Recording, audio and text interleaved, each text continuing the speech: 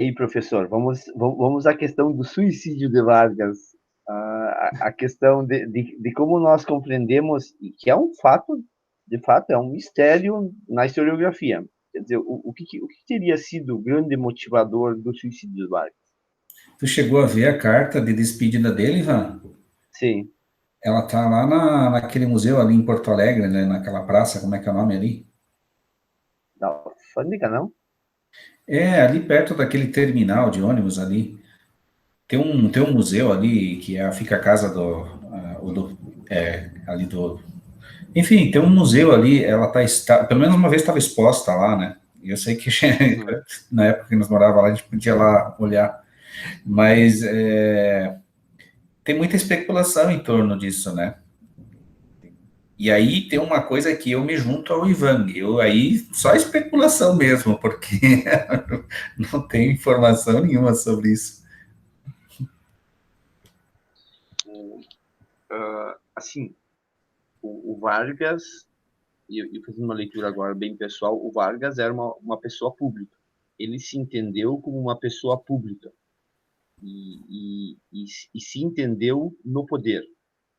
E me parece que a ideia dele sair do poder, não conseguir manter-se naquela conjuntura no poder, tenha tido, e aquele evento com o Lacerda, era um cara ligado a ele que fez a tentativa de assassinato, o Lacerda. Isso gerou nele um desconforto muito grande, Era né? o chefe da segurança do Getúlio. O Getúlio mandou, parece que mandou mesmo, dar um jeito em Lacerda. Só que esse dar um jeito não era exatamente uma ordem direta de assassinato. Era dar um jeito. Aí esse chefe da segurança do Getúlio, ele vai, e é muito engraçado, porque ele vai para atirar no Carlos Lacerda, assim, não se sabe se era para matar ou tal, mas ele dá 3 tiros. Aí o primeiro tiro acerta um almirante da Marinha. E esse almirante, se eu não me engano, ele morre. O segundo tiro acerta de raspão a perna do Carlos Lacerda, alguma coisa assim. E o terceiro tiro parece que ele não acerta em ninguém. Ou seja, se fosse exatamente para um assassinato, eu acho que o Getúlio tinha escolhido um cara melhor de mira.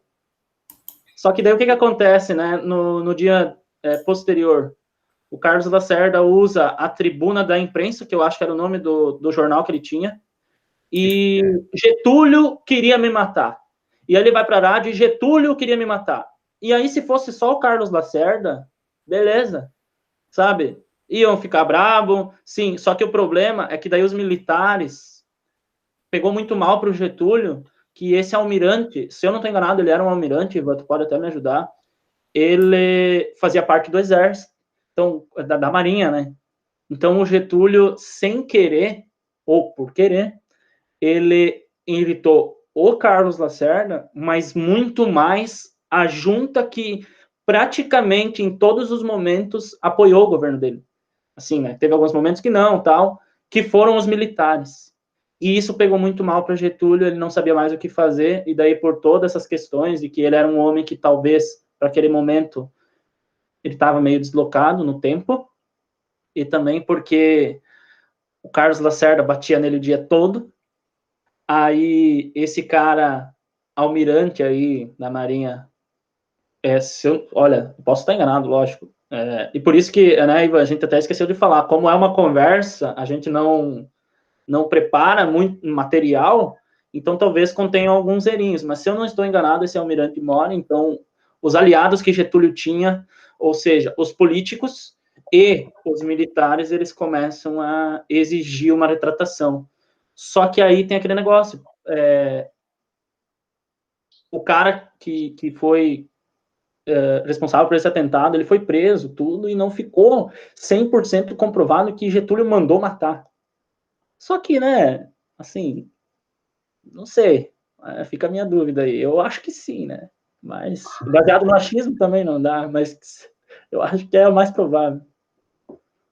E naquela época ele já estava como ministro do Trabalho e da Economia, João Goulart, que tinha posto o salário mínimo, né, já tinha criado, depois João Goulart, né, vai ser o presidente que vai estar teria que assumir o exercício depois de Jânio Quadros, que era o vice de Jânio Quadros, que dá depois a origem a 64, a polêmica do golpe. Então, assim, João Goulart, que também era do Rio Grande do Sul, cunhado de Leonel Brizola, estavam criando com força novamente esse trabalhismo, o salário mínimo, e tinham duplicado o salário mínimo numa situação já de desespero para se manter o apoio da classe trabalhadora, mesmo que isso naquele momento era economicamente insustentável, porque o mundo e a economia brasileira naquele período não estava conseguindo se manter depois da guerra e dessa reconstrução que a Europa exigiu muita energia, que era esse período pós-guerra, o que causou, em termos de América Latina, assim, algumas crises, e principalmente essas crises que abrem a possibilidade de uma aproximação maior com a superpotência na época, que é os Estados Unidos. Certo? Perfeito. É isso aí.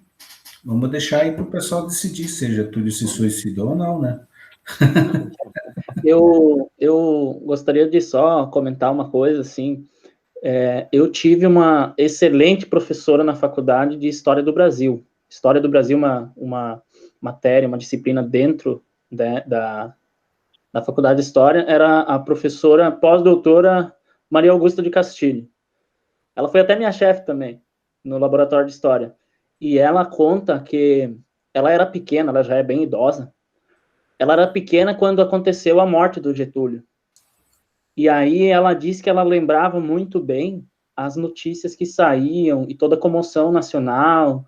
E ela, criança, né, talvez naquele período não tinha uma visão como tem hoje, lógico, mas tipo, que estava morrendo um herói nacional. Essa era a visão, tanto é que mais de 1 milhão e não sei quantas pessoas foram para as ruas chorar a morte do pai dos pobres, né? E é por isso que eu digo, Ivan, sempre, pai dos pobres, amante dos ricos. Porque as coisas que ele fez para os ricos, não é que ele fez escondido, mas ele fez meio assim que paralelamente. Então vendia muito mais a história do pai dos pobres. E eu lembro que essa professora, ela falava que a filha do Getúlio foi a primeira que encontrou o corpo dele, né? A filha do Getúlio Vargas.